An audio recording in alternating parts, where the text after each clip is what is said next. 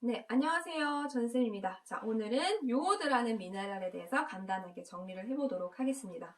자, 요오드라고 알고 계신 분들은 연식이 좀 되신 분들이고요. 요새는 교과서에 아이오딘이라고 나와 있어요. 그러니까 영어, 미국식 발음으로 우리는 배우고 있는데요. 어쨌든 요오드 하시면 뭐가 가장 많이 떠오르세요?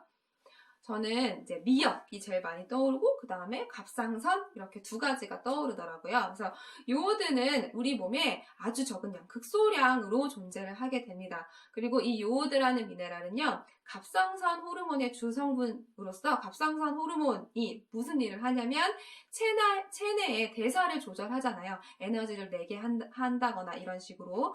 그래서 그리고 또한 체온 유지할 때 이 갑상선 호르몬이 자기 역할을 하거든요.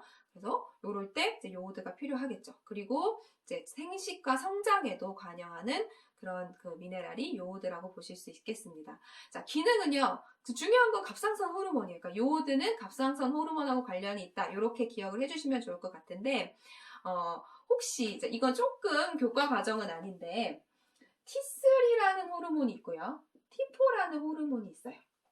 티록신이라는 호르몬이 갑상선 호르몬의 이름이잖아요. 근데 T3는 트리요드 티로닌 이렇게 해서 요오드가 3개가 붙어있는 그런 이제 호르몬이 T3 이렇게 표시를 하고요.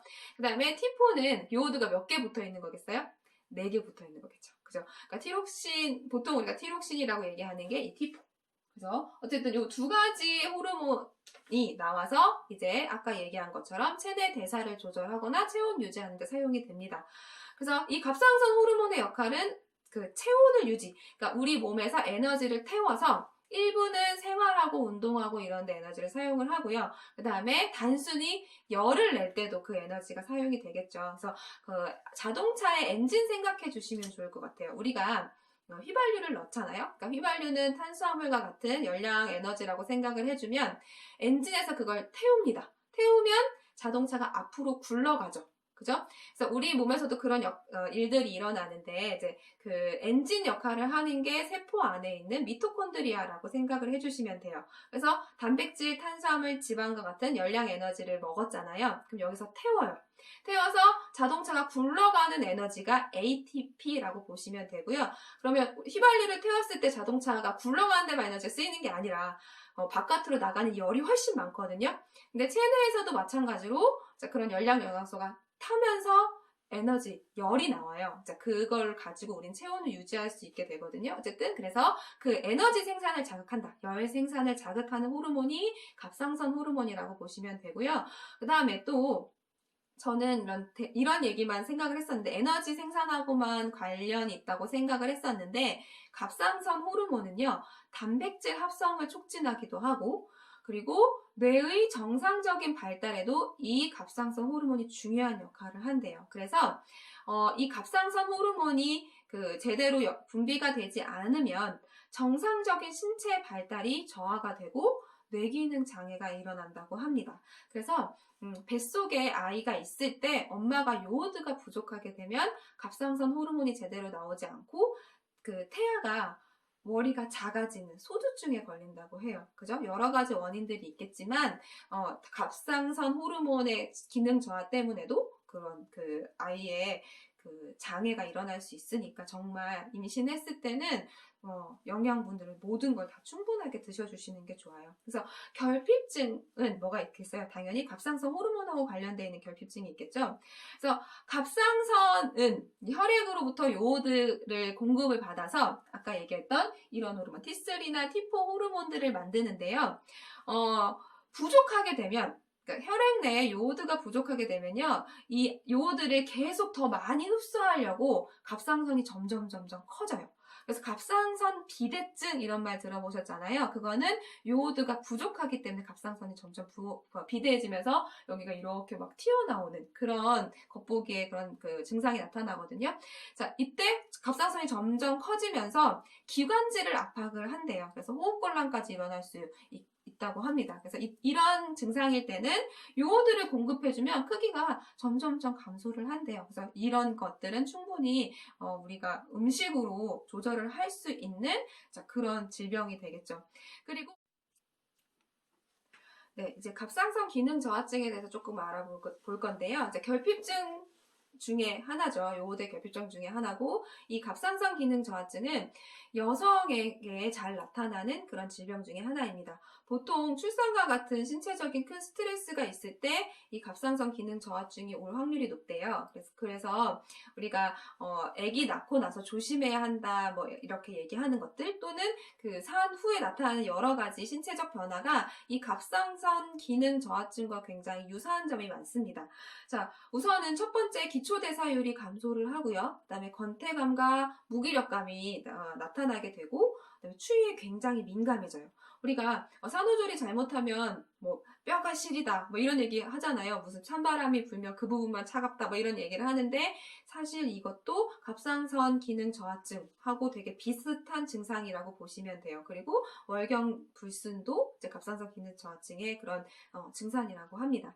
그래서 이런 것들은 여러 가지 원인으로 기능 저하증이 왔을 수도 있지만, 어느 정도 수치가 심하지 않은 경우에는 요오드를 충분히 섭취해주면 괜찮아진다고 합니다. 그리고 또 아까도 얘기했다시피 임신 기간 중에 요오드 섭취가 부족했을 때는 태아의 뇌가 발달되지 않아서 출생 후에 정신박약 증상이나 성장 장애가 올 수가 있대요. 그리고 키가 잘 자라지 않는 외소증, 크레틴병이라고 하는 이 외소증이 올 수도 있다고 하니까 아기가 뱃속에 있을 때는 진짜 모든 영양소를 충분히 먹어주시는 게 좋습니다.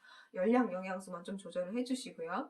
그래서 이 아연의 섭취 기준은요, 성인인 경우에 체중 1kg당 1마이크로그램 정도를 먹으면 결핍증을 예방할 수가 있다라고 해요. 그리고 이제 1일 권장량은 150마이크로그램 정도가 되고요. 그리고 상한량이 있어요. 상한량은 2400마이크로그램 정도가 된다고 해요. 그래서 어디에 요오드가 많이 들어있을까요? 미역. 단연코 미역이 넘버원인데요. 이 미역에는 미역 100g당 11,600mg의 요오드가 들어있다고 합니다. 그래서 이런 해조류를 충분히 먹어주시면 그 갑상선 기능 저하증이라던가 이런 요오드 결핍 증세가 완화가 될 수 있겠죠. 그래서 아기 낳고 출산 후에 미역국을 먹는 그런 우리나라 풍습이 있는데, 그건 정말 과학적이라고 할 수 있겠죠. 그래서 이 요오드는 특히 여성하고 관련되어 있는 미네랄이기 때문에 여성분들이 많이 공부하고 그다음에 알고 먹어주시면 좋을 것 같습니다. 이상입니다. 네, 안녕하세요. 전쌤입니다. 자, 오늘 공부할 내용은 구리라는 미네랄이죠. 자, 구리는 저게 먹는 거였어? 저게 음식으로 먹을 수 있는 거야? 이렇게 말할 수도 있겠지만, 이 구리는요, 심장 건강에 굉장히 중요한 역할을 하는 미네랄입니다. 자, 구리는요, 근육과 간과 심장에 많이 들어있는 미네랄인데요.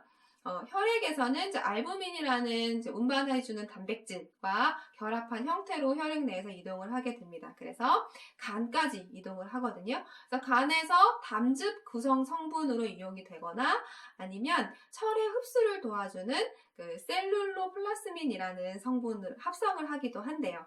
그 다음에 두 번째 구리의 기능은 뭐냐면 골격을 형성할 때 필요하고요. 그 다음에 심장, 그런 혈액순환이 일어나는 그 순환계의 결합 조직이 정상적으로 유지가 되는데 필수적인 미네랄이라고 합니다. 그래서 심장마비가, 이 구리가 결핍되게 되면 심장마비가 올 수가 있어요. 근데 심장마비라는 거는 한순간에 끝나는 그런 거잖아요. 그래서 운동선수들이 과도하게 운동을 해서 땀으로 구리가 많이 배출이 됐을 때, 그때 심장마비가 오는 경우가 많대요. 그때는 이제 요런 구리결핍이라고 보시면 되겠죠. 그래서 미국에서도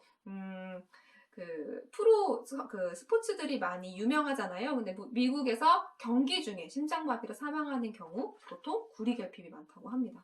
자, 그리고 세 번째는요, 세포 내에서 에너지를 형성을 할 때, 그때 이제 그 활성산소가 많이 나오는데, 항산화 효소가 그 활성산소를 제거를 해주거든요. 그때 이 항산화 효소의 촉매로 이 구리가 작용을 한다라고 해요. 그래서 세포의 산화적 손상 방지에도 구리가 의미를 다하고 있다. 이렇게 기억을 해주시면 좋을 것 같아요.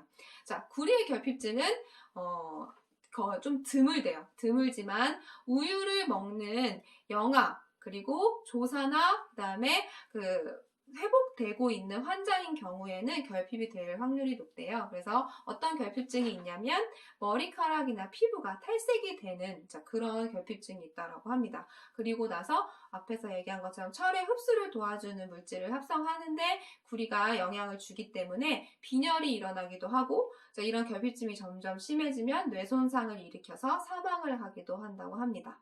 그래서 어린 아이들의 경우에는 이 구리가 결핍되어 있는지 어떻게 알 수가 있냐면요. 혈액 검사를 했을 때 백혈구 수치가 낮게 나오면 구리 결핍의 초기 지표라고 해요. 그래서 건강한 아이들은 혈액 검사를 어렸을 때 하지 않잖아요. 그런데 병원에 다니는 아이들은 이 백혈구 수치가 굉장히 중요합니다. 그래서 혈액 검사 할 때마다 백혈구 수치를 같이 보기도 해요. 왜냐하면 지병이 있는 아이들이 어떤 약을 먹을 때 이 구리라는 미네랄이 결핍될 확률이 높기 때문에 그런 걸로 저는 알고 있습니다.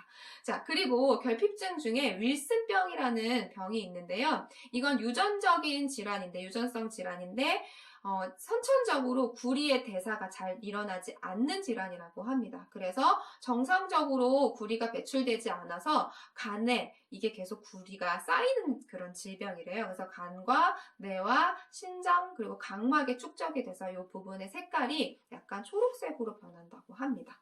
그래서 구리의 권장량은요 하루 800 마이크로그램이고요. 임신을 하게 되면 여기에 130 마이크롬을 더 드셔주셔야 되고 수유부의 경우에는 480 마이크로그램, 1.5배 이상 더 먹어주셔야겠죠. 그래서 구리는 소의 간에 많이 이제 저장이 되어 있다라고 해요. 그래서 100g당 14.7mg이 저장되어 있으니까 이제 구리는 간과 같은 거 좀 많이 섭취해 주시면 좋겠죠. 그러니까 결핍증이 거의 없는 미네랄이긴 하지만 결핍이 됐을 때는 심장하고 관련된 질환을 일으키는 만큼 중요한 미네랄이 되겠죠.